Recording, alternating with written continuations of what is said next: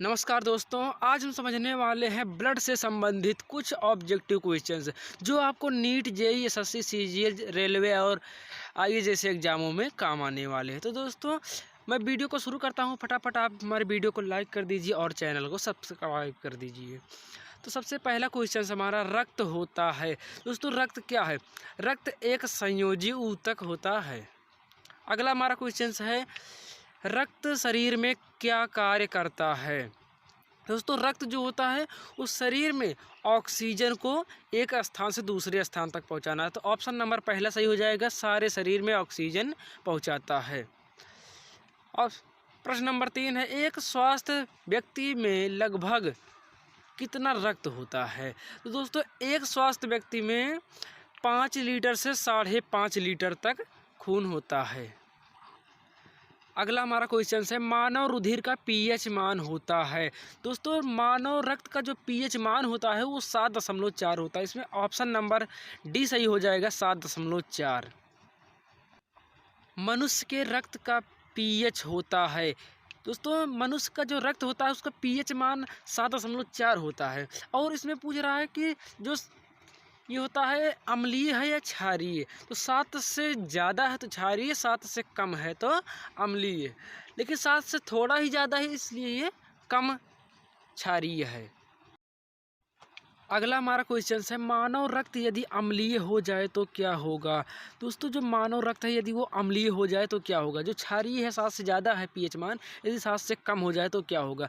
दोस्तों, जो हीमोग्लोबिन की ऑक्सीकरण की एक स्थान से दूसरे स्थान तक पहुंचाने की क्षमता है वो कम हो जाएगी। तो ऑप्शन नंबर दूसरा हो जाएगा, हीमोग्लोबिन की वहन क्षमता कम हो जाएगी।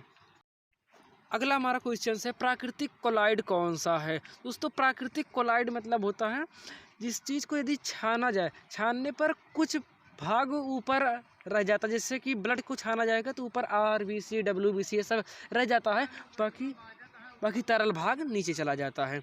तो जिसमें कुछ भाग अटक जाता है उसे प्राकृतिक कोलाइड कहते हैं। इसमें ऑप्शन नंबर दूसरा सही हो जाएगा, रक्त। अगला हमारा क्वेश्चन है, कणिकाओं के बिना रक्त के तरल अंश को कहते हैं। दोस्तों, जो ब्लड होता है उसके 2 पार्ट होते हैं, कणिका और प्लाज्मा। जब कणिका नहीं रहेगा तो इसका दूसरा भाग प्लाज्मा होगा, तो इसलिए ऑप्शन नंबर 2 सही हो जाएगा, प्लाज्मा। अगला हमारा क्वेश्चन है, मानव रक्त में कोशिकीय अंश का कितना प्रतिशत प्लाज्मा होता है? दोस्तों, जो ब्लड होता है उसका लगभग कितना प्रतिशत प्लाज्मा होता है? तो प्लाज्मा की प्रतिशत मात्रा 55% होती है। ये कहीं कहीं 60 भी पूछा जा सकता है, तो जो ऑप्शन मिले आप वही लगा सकते हैं। अगला हमारा क्वेश्चन है, मानव रक्त प्लाज्मा में प्रायः पानी की प्रतिशत मात्रा में कितनी भिन्नता होती है? दोस्तों, इसमें ऑप्शन नंबर 30 डी वाला सही हो जाएगा, 90 से 92। अगला हमारा क्वेश्चन है, निम्न में से कौन एक प्लाज्मा प्रोटीन नहीं है? दोस्तों, इसमें 4 ऑप्शन दिए गए हैं। इसमें ऑप्शन नंबर पहला सही हो जाएगा, हीमोग्लोबिन। हीमोग्लोबिन जो है वो प्लाज्मा प्रोटीन नहीं है। प्रोटीन तो है लेकिन वो प्लाज्मा प्रोटीन नहीं है।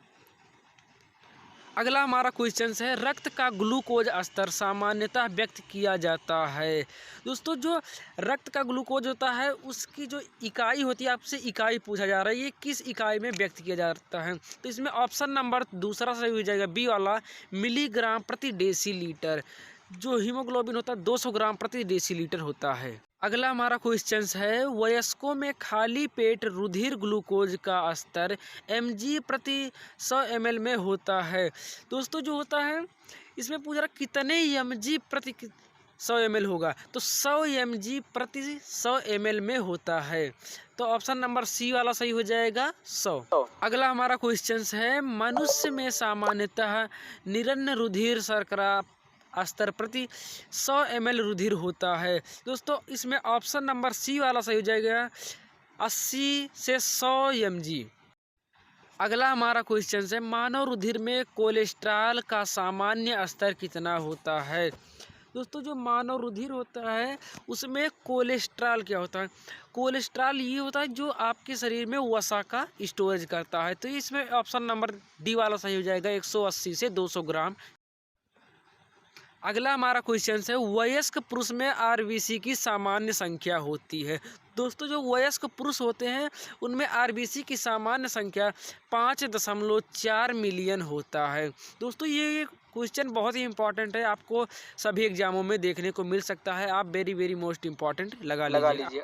अगला हमारा क्वेश्चन है रक्तोत्पत्ति कहाँ होती है, यानी कि जो ब्लड होता है उसकी उत्पत्ति कहाँ होती है, वो ब्लड बनता कहाँ पर है। तो इसमें दोस्तों जो ब्लड होता है वो हड्डियों के बीच में अस्थि मज्जा होता है, यानी कि जो हड्डियाँ होती हैं उनमें खोखली होती हैं, उन खाली स्थानों में बनता है। तो डी सही हो जाएगा, अस्थि मज्जा। अगला हमारा क्वेश्चन है लाल रक्त कोशिकाओं के निर्माण के लिए शरीर का कौन सा अंग जिम्मेदार है। दोस्तों जो लाल रुधिर कणिकाएं होती है, लाल रक्त कोशिकाएं होती हैं, इनका निर्माण कहाँ ऊपर होता है, इनका निर्माण अस्थि मज्जा में होता है।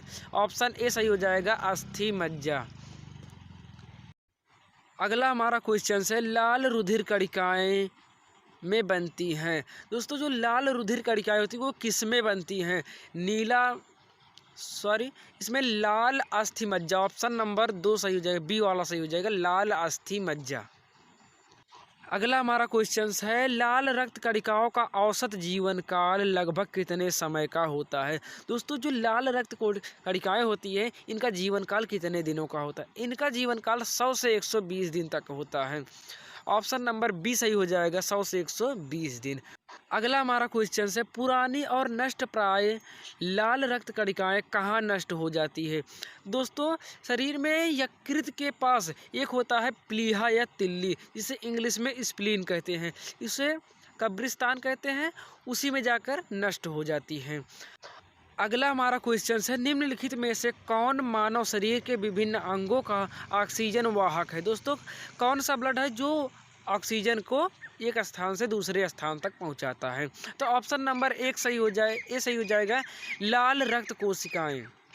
अगला हमारा क्वेश्चन है बहुत अधिक ऊंचाई पर मनुष्य की लाल रुधिर कणिकाएं। तो दोस्तों जो बहुत अधिक ऊंचाई होती है उन पर जाने पर लाल रुधिर कणिकाओं का के साथ क्या होता है, तो उनका जो आकार है वो आकार धीरे धीरे बढ़ जाता है। तो ऑप्शन नंबर ए सही हो जाएगा, उनका आकार बढ़